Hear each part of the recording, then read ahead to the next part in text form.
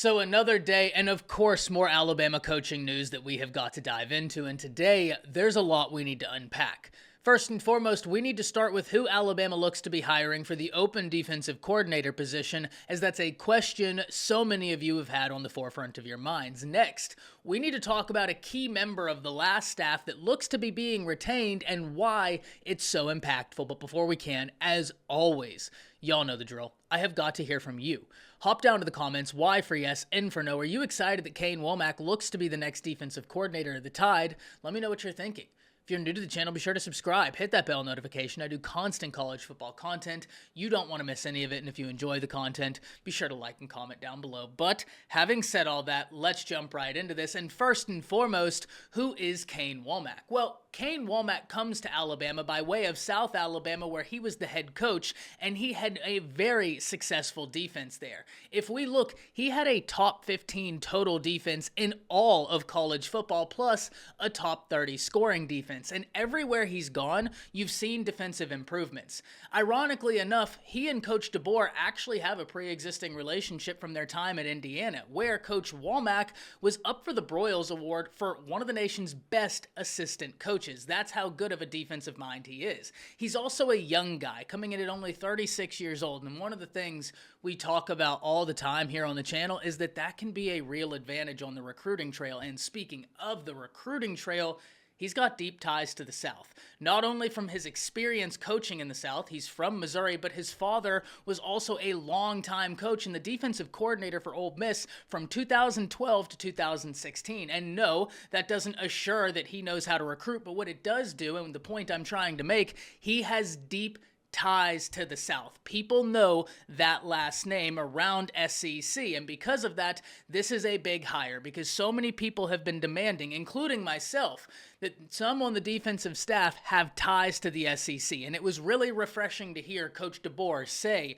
during his press conference and during the Q&A, hey, look, I know what I don't know. I know that I want to have some of my guys from Washington come on this staff, but I need some SEC guys because I don't know this landscape. And I've continually said, if you acknowledge what you don't know, that's the only way you can increase your knowledge. That's the only way you can get better, by acknowledging where you need to improve and actively attacking it. And so far, that looks to be what's happening. So when we dive into this is a really interesting hire and one that I wasn't too privy on. Yesterday during Kyle Henderson's stream, something that I'll be over on today, hope to see you over there, we were talking and he asked me what I thought, and at the time, I didn't know a whole lot about Kane Wommack. I went and did some research, but one of the things that really excites me is when you look and see so many industry professionals, whether that's former players, whether that's people who cover the game or cover the X's and O's and go deep into the schematics, when you see them hitting social media, such as Josh Pate saying this is a home run hire, when you see Cole Kubelik saying this guy is a straight up X's and O's menace, that's enticing. That's exciting, especially if you're an Alabama fan and you're not really sure how to feel about this hire because it's not the big name so many were hoping for.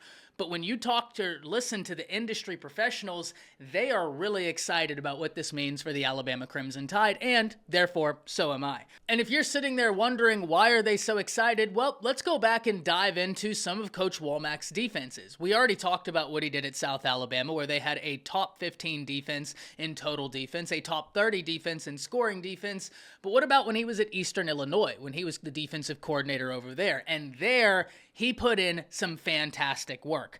In 2015, his defense ranked second nationally in interceptions, third in takeaways, fourth in pass efficiency defense, eighth in red zone defense, and 10th in tackles for loss. And that's a theme. His defenses have been able to disrupt the pass, and they have been hyper aggressive. And as an Alabama fan, that's exciting to hear.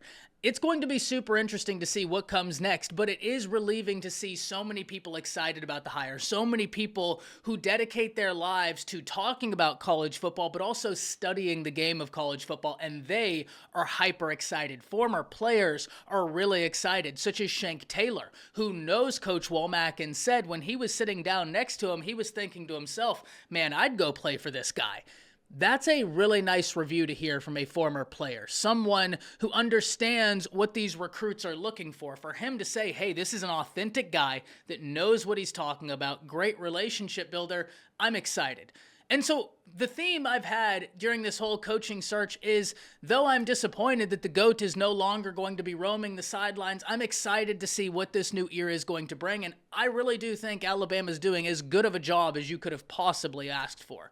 But we also hinted at earlier on in the intro that there was a key member of the last staff that looks to be being retained, and of course, we're talking about Freddie Roach, the defensive line coach under Nick Saban, and Freddie Roach is a name that if you're Coach DeBoer, you try and retain as hard as you can. Why? Because not only is Roach a fantastic coach, he is an ace recruiter with ties to the SEC, and he will allow you to hit the ground running. One of the big reasons why I'm so excited that Robert Gillespie looks to be being retained because he has those ties. He's a fantastic recruiter.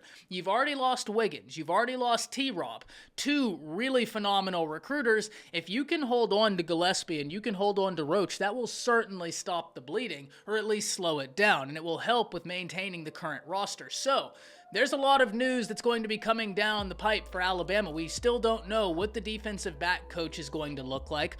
And whenever we get that information, of course we will be discussing it. Until then, hop down to the comments. Let me know what you're thinking about this addition for defensive coordinator, and let me know what you think about the reports that Roach looks to be being retained. That's it. See you.